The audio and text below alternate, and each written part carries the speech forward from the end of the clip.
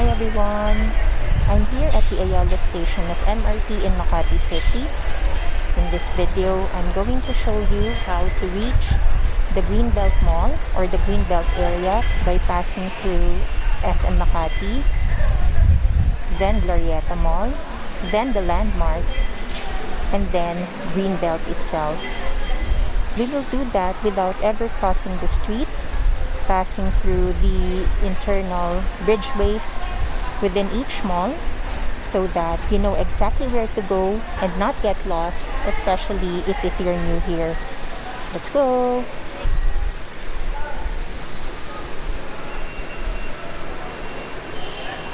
As we exit the Ayala Station here at the MRT, there are two ways to go down. One is via the elevator that you see, or we can simply use the stairs. So let's just use the stairs since we're really not in a hurry. And if you'd like a bit of exercise, by all means, this is the way to go. One thing to keep in mind is that you need a vaccination card to get inside the malls. So we're now on the street. Next, we need to cross the pedestrian lane. And that other side you see is already SM Makati.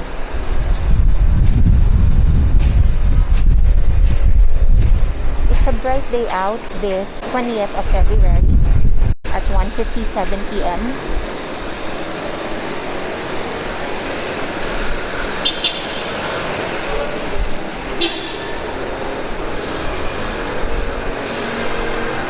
So from the MRT side, just walk straight after crossing the pedestrian lane.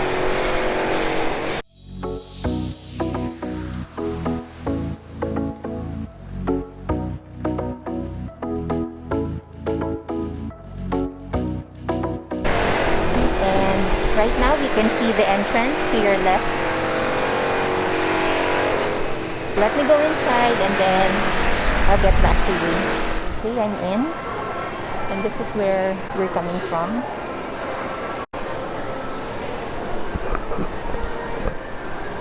Turn left.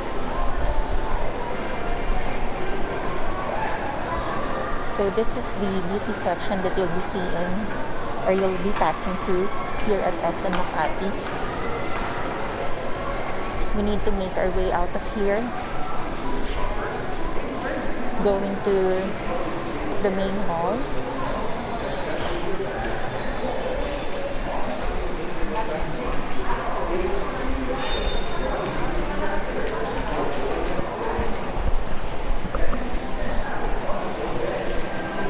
Okay, so we're out and we just turned right. Now heading towards the escalator.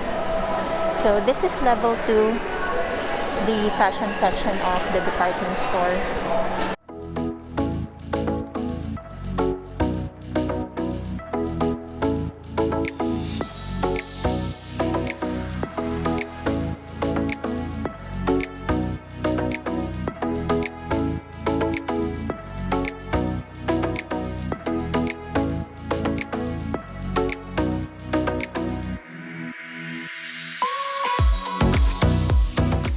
Oh, actually, this is level 2, the fashion section. And you know you're on the right track when you see Seattle's Best Coffee to your right. And brownies to your left. So stay on the path of Seattle's Best.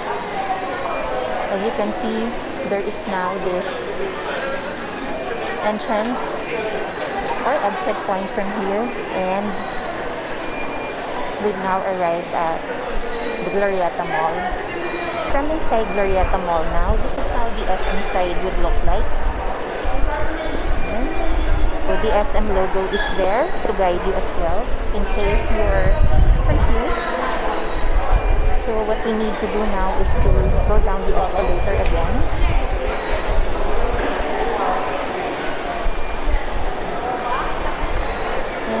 this point, you should be seeing True Value to the left of the escalator. And there's that signage which says Landmark. So that will also serve as your guide to just go straight. Let's follow the arrow.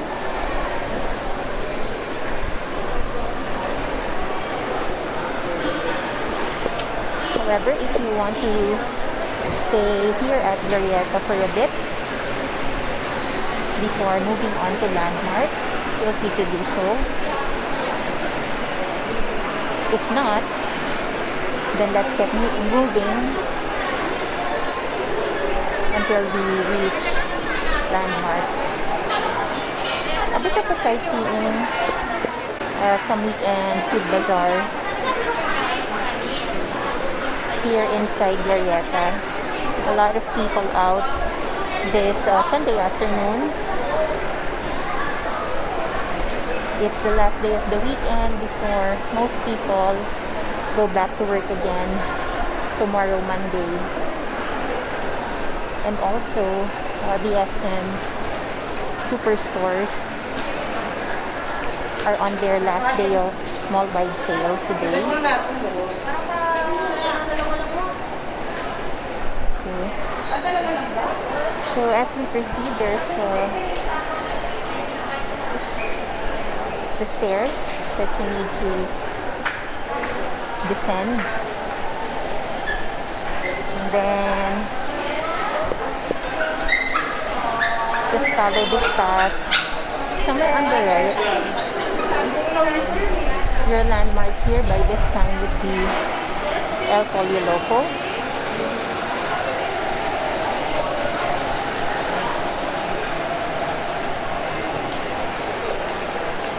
Followed by Jollibee, and to your left is the huge activity center here inside the mall.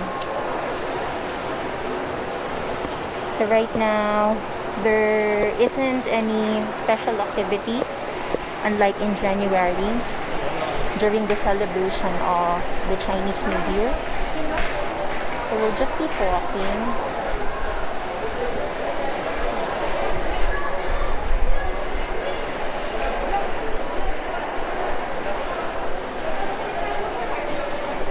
Okay, so you should turn left from Jollibee, sorry. Okay. So from that corner of Jollibee, I turned left and kept following this corridor.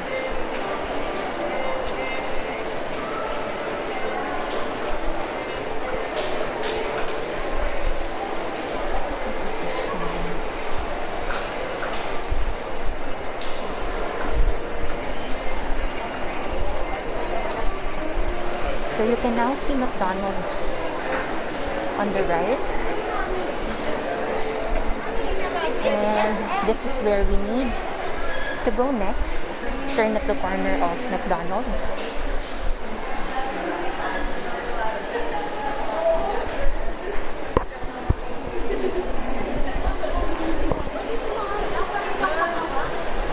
And in a few meters away,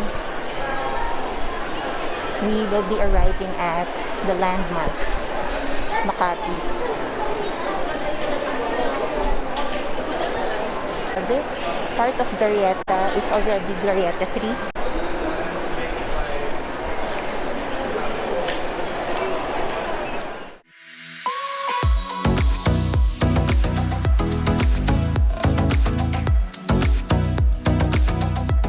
Up ahead, you can also see the informational sign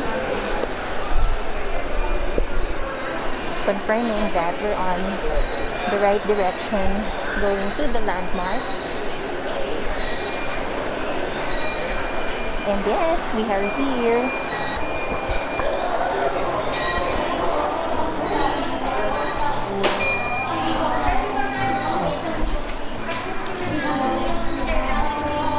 Thank God, security didn't call me out.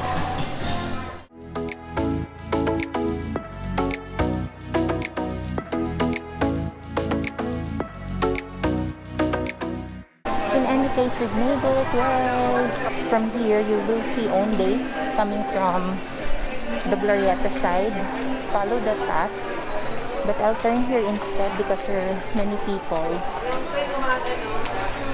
from the Owndays side.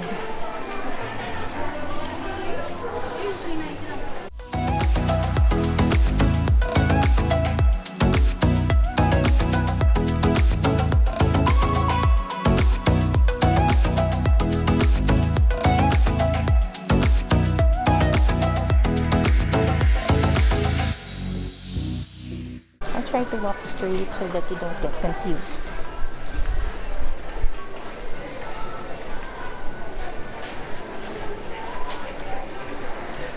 We're now turning left.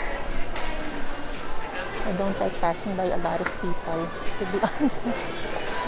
However, alright. It should be here somewhere. Yes, here it is. This is now the exit point going to Greenbelt. So, if you see the flip-flop section on the left and stuffed toys. Oh, I need this later. I need mugs. You're on the right path. And we're here. Well, we're not at Greenbelt yet, but this is what they call the footbridge. This is a long one, so we've just turned right.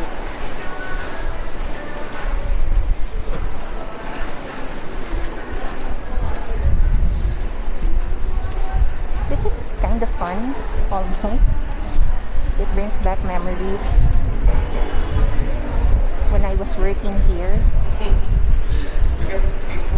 You know, discovered paths, discovered walkways really saved me, especially during bad weather. Don't remind me about the rainy season.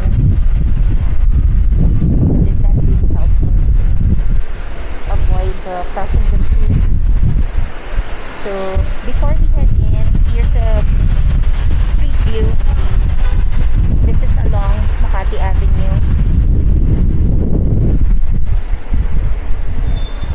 We are now heading inside Greenbelt.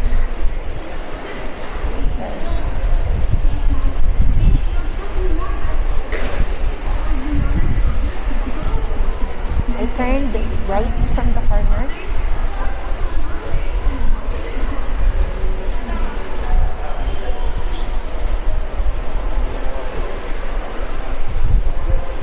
Just keep walking. There's H&M to your right.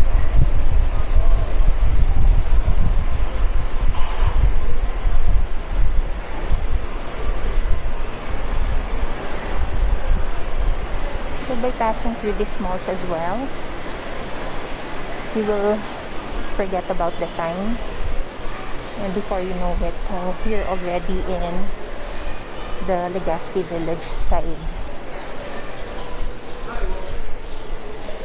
where among others AIM is located. The Ayala Group is big on promoting green living and green spaces. Turn left.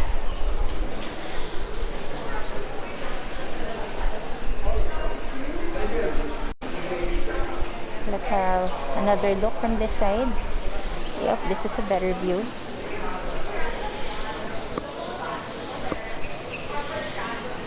So that's really a nice patch of space to enjoy strolling on.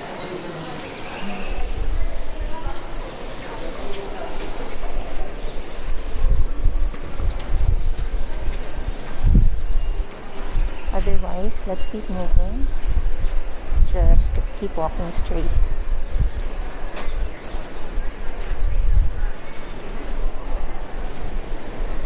Okay, so at this point, we are now about to go inside Greenbelt 5. But also, there's another path that you can take Would you like to know where this other side of the footbridge leads to? Find out in part 2 of this video coming out soon. Meantime, if you found this video helpful, do give it a like and consider subscribing to my channel for more guided directions like this so that you know exactly where to go and not get lost even if you're new to that place. Until part 2, thanks for watching. Have a rosy day ahead. Bye!